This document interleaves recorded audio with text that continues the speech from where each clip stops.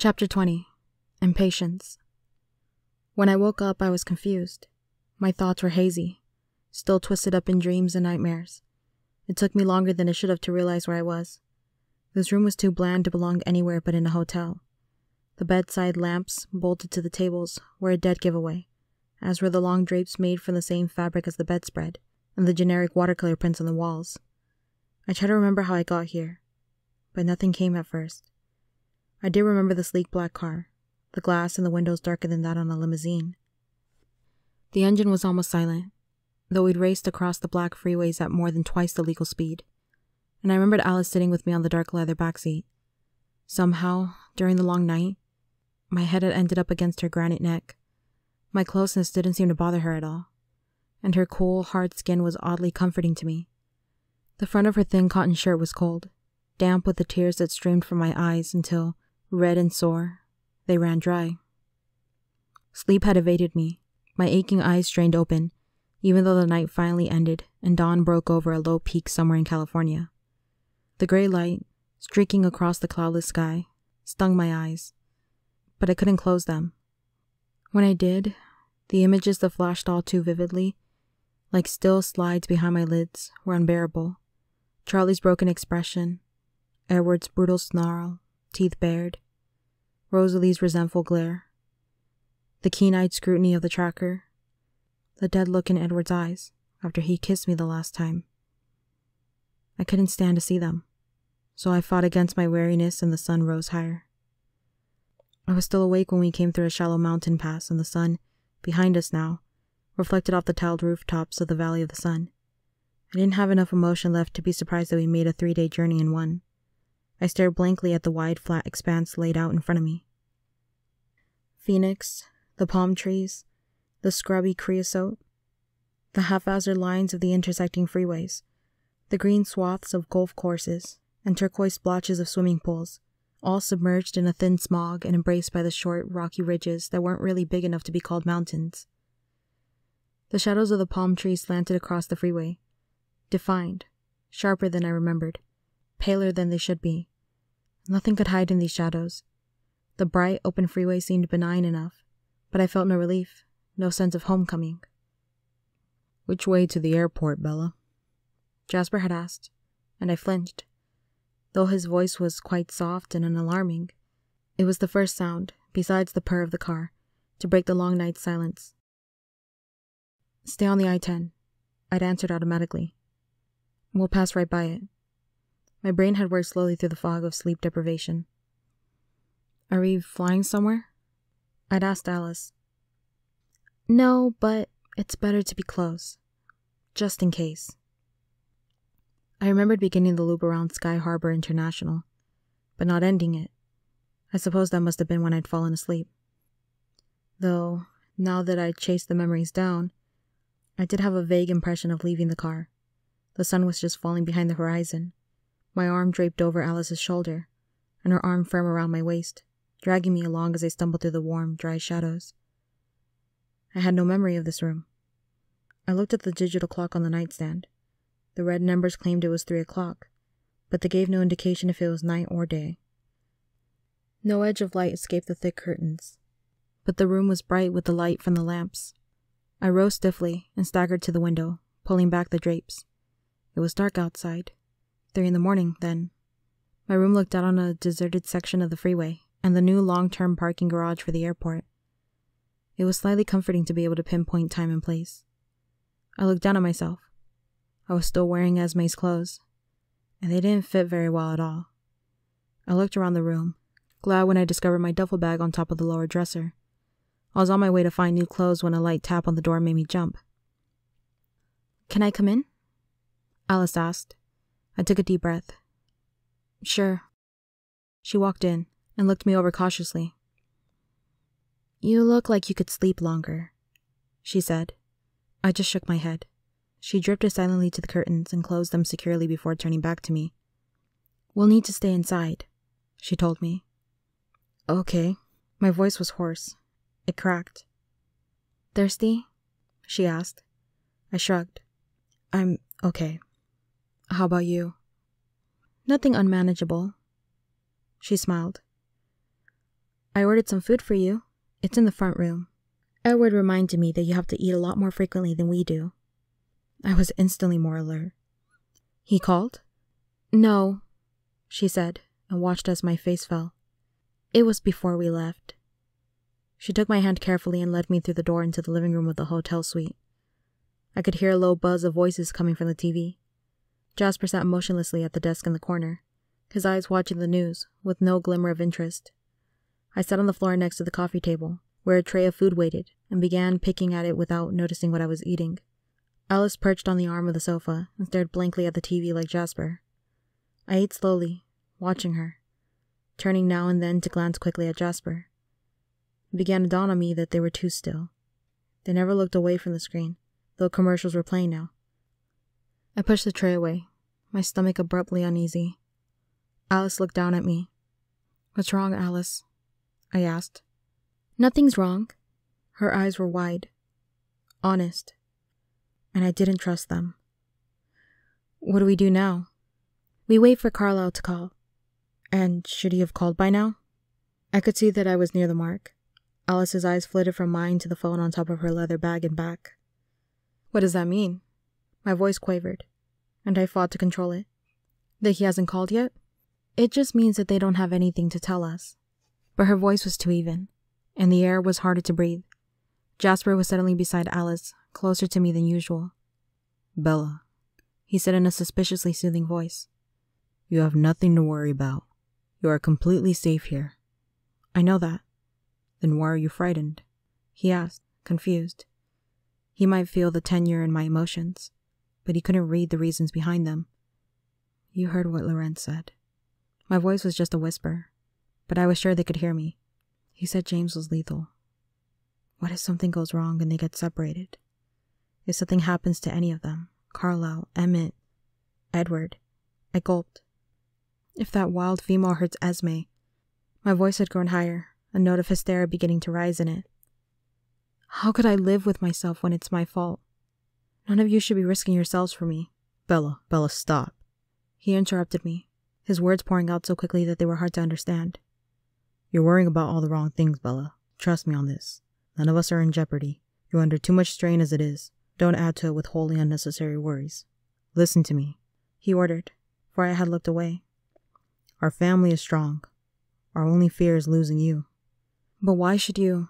Alice interrupted this time, touching my cheek with her cold fingers. "It's been almost a century that Edward's been alone. Now he's found you.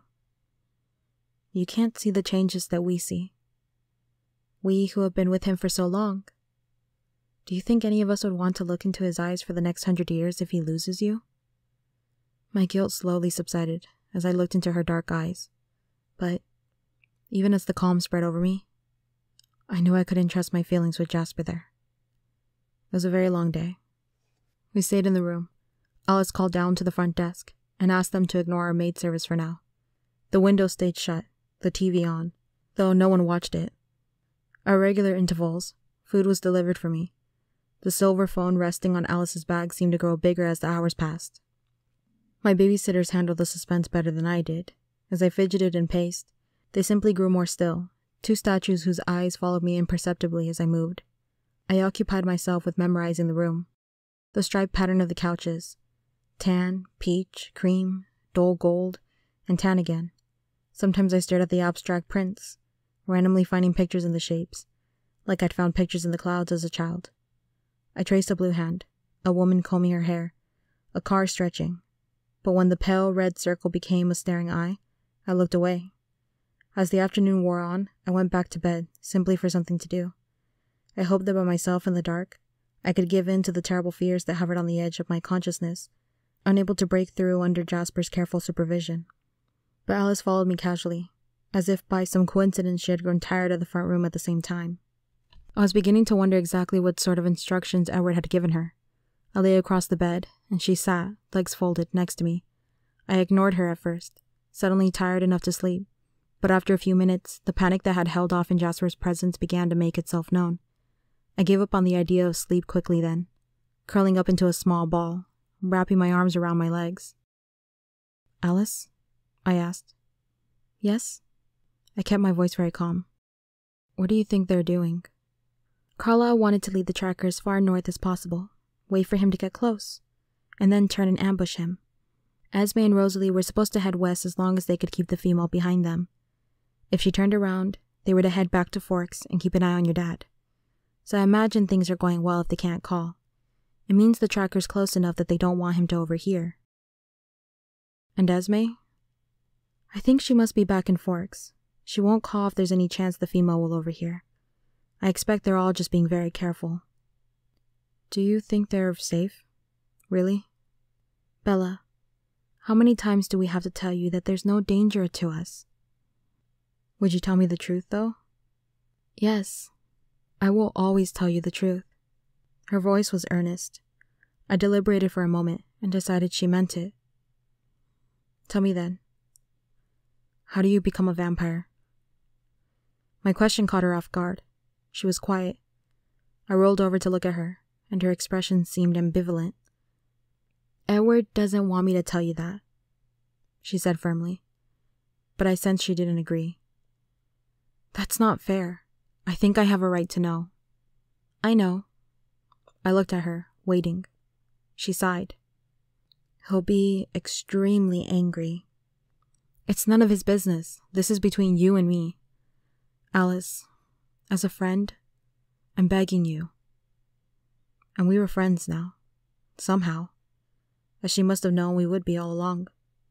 She looked at me with her splendid, wise eyes, choosing. I'll tell you the mechanics of it, she said finally. But I don't remember it myself, and I've never done it, or seen it done. So keep in mind that I can only tell you the theory. I waited. As predators, we have a glut of weapons in our physical arsenal. Much, much more than really necessary. The strength, the speed, the acute senses, not to mention those of us like Edward, Jasper, and I, who have extra senses as well. And then, like a carnivorous flower, we are physically attracted to our prey. I was very still, remembering how pointedly Edward had demonstrated the same concept for me in the meadow. She smiled a wide, ominous smile. We have another fairly superfluous weapon. We're also venomous, she said, her teeth glistening. The venom doesn't kill. It's merely incapacitating.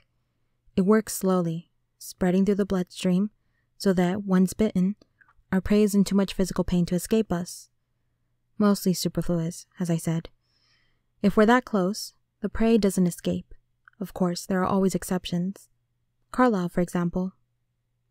So, if the venom is left to spread, I murmured.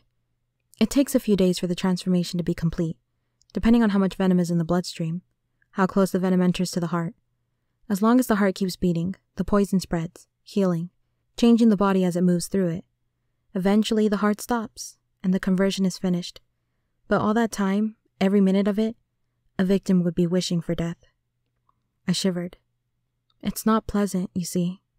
Edward said that it was very hard to do. I don't quite understand, I said. We're also like sharks in a way. Once we taste the blood, or even smell it for that matter, it becomes very hard to keep from feeding, sometimes impossible. So you see, to actually bite someone, to taste the blood, it would begin the frenzy. It's difficult on both sides. The bloodlust on the one hand, the awful pain on the other. Why do you think you don't remember? I don't know. For everyone else, the pain of transformation is the sharpest memory they have of their human life. I remember nothing of being human. Her voice was wistful. We lay silently, wrapped in our individual meditations.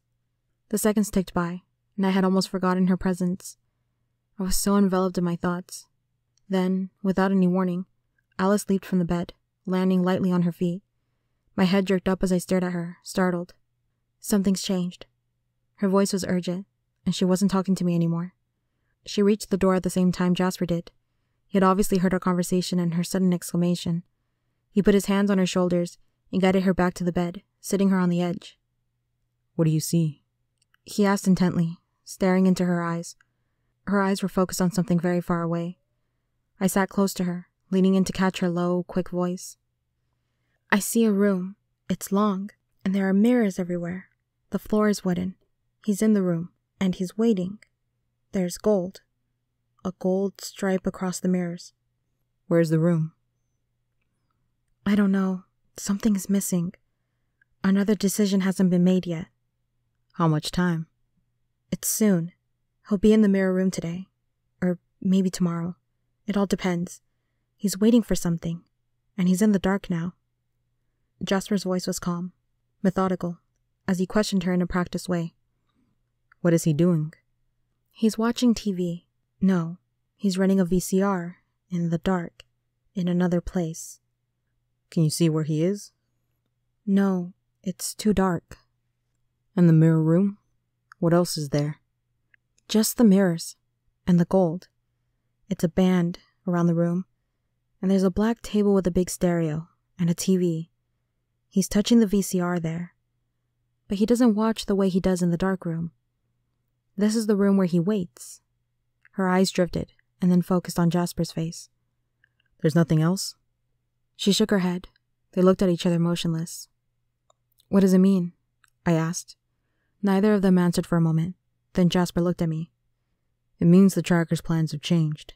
He's made a decision that will lead him to the mirror room and the dark room. But we don't know where those rooms are? No. But we do know that he won't be in the mountains north of Washington, being hunted. He'll elude them. Alice's voice was bleak. Should we call? I asked. They traded a serious look, undecided, and the phone rang. Alice was across the room before I could lift my head to look at it. She pushed a button and held the phone to her ear, but she didn't speak first. Carlisle.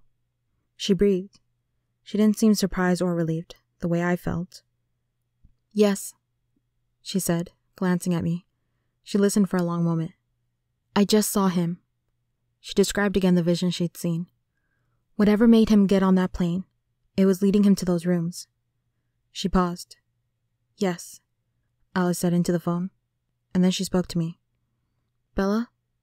She held the phone out toward me. I ran to it. Hello? I breathed. Bella, Edward said. Oh, Edward. I was so worried. Bella. He sighed in frustration. I told you not to worry about anything but yourself. It was so unbelievably good to hear his voice. I felt the hovering cloud of despair lighten and drift back as he spoke. Where are you? We're outside of Vancouver. Bella, I'm sorry. We lost him. He seems suspicious of us. He's careful to stay just far enough away that I can't hear what he's thinking. But he's gone now. It looks like he's got on a plane. We think he's heading back to Forks to start over. I could hear Alice filling in Jasper behind me, her quick words blurring together into a humming noise. I know. Alice saw that he got away. You don't have to worry, though. He won't find anything to lead him to you. You just have to stay there and wait till we find him again. I'll be fine. Is Esme with Charlie? Yes. The female has been in town. She went to the house, but while Charlie was at work. She hasn't gone near him, so don't be afraid. He's safe with Esme and Rosalie watching. What is she doing? Probably trying to pick up the trail. She's been all through the town during the night. Rosalie traced her through the airport, all the roads around town, the school. She's digging, Bella, but there's nothing to find. Are you sure Charlie's safe? Yes. Esme won't let him out of her sight, and we'll be there soon. If the tracker gets anywhere near Forks, we'll have him.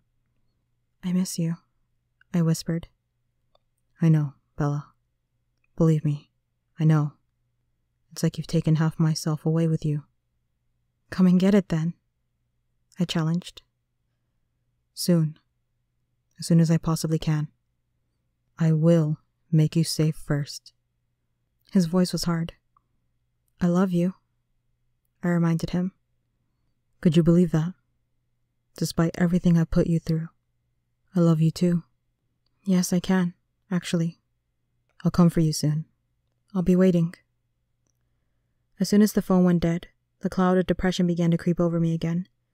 I turned to give the phone back to Alice and found her and Jasper bent over the table, where Alice was sketching on a piece of hotel stationery. I leaned on the back of the couch, looking over her shoulder. She drew a room, long, rectangular, with a thinner square section at the back. The wooden planks that made up the floor stretched lengthwise across the room. Down the walls were lines denoting the breaks in the mirrors, And then, wrapping around the walls, waist high, a long band. The band Alice said was gold. It's a ballet studio, I said, suddenly recognizing the familiar shapes. They looked at me, surprised. Do you know this room? Jasper's voice sounded calm, but there was an undercurrent of something I couldn't identify. Alice bent her head to her work, her hand flying across the page now, the shape of an emergency exit taking shape against the back wall, the stereo and TV on a low table by the front right corner. It looks like the place I used to go for dance lessons, when I was 8 or 9. It was shaped just the same. I touched the page where the square section jutted out, narrowing the back part of the room. That's where the bathrooms were. The doors were through the other dance floor. But the stereo was here. I pointed to the left corner. It was older. There wasn't a TV.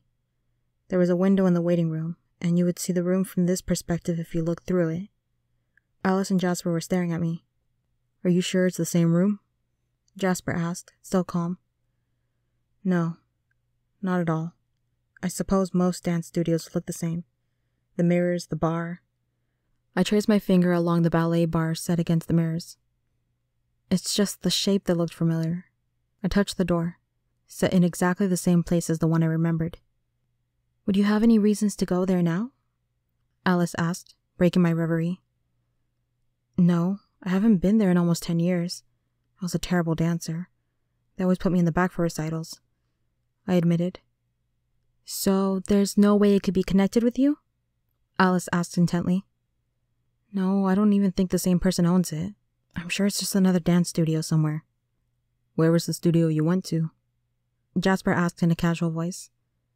It was just around the corner from my mom's house. I used to walk there after school, I said, my voice trailing off. I didn't miss the look they exchanged. Here in Phoenix, then? His voice was still casual. Yes, I whispered. 58th Street and Cactus. We all sat in silence, staring at the drawing. Alice, is that phone safe? Yes, she reassured me. The number would just trace back to Washington. Then I can use it to call my mom. I thought she was in Florida. She is, but she's coming home soon. And she can't come back to that house while... My voice trembled. I was thinking about something Edward had said, about the red-haired female at Charlie's house, at the school, where my records would be. How will you reach her? They don't have a permanent number except at the house. She's supposed to check her messages regularly. Jasper? Alice asked. He thought about it. I don't think there's any way it could hurt. Be sure you don't say where you are, of course. I reached eagerly for the phone and dialed the familiar number. It rang 4 times, and then I heard my mom's breezy voice telling me to leave a message. Mom, I said after the beep. It's me. Listen, I need you to do something. It's important. As soon as you get this message, call me at this number. Alice was already at my side, writing the number for me on the bottom of her picture.